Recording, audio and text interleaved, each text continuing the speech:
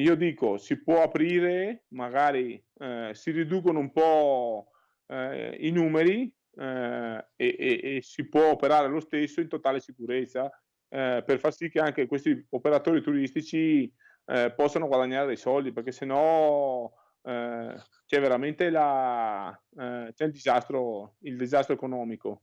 Il messaggio è di quelli che pesano anche perché arriva da uno dei pesi massimi dello sci nazionale, quel Christian Ghedin, ambasciatore di Cortina nel mondo, oggi testimonial di mondiali e olimpiadi. Per il campione ampezzano pensare a uno stop di Natale sarebbe deleterio, soprattutto se altri paesi dell'arco alpino decidessero altrimenti. Le nostre o comunque, nazioni limitrofe all'Italia, che fanno parte della Comunità Europea tengono aperto. E io non riesco a capire perché noi, che hanno lo stesso problema nostro, dobbiamo tenere chiuso. E all'Europa guarda lo stesso governo. Quello che bisognerà fare però è avere una linea europea comune che valga anche per gli altri paesi, evitando quindi, diciamo esposizioni concorrenziali sbagliate per il nostro paese. Se poi sarà possibile introdurre, dei miglioramenti anche in questo, lo vedremo con, la verifica dell'andamento, dei contagi nel corso nei prossimi giorni.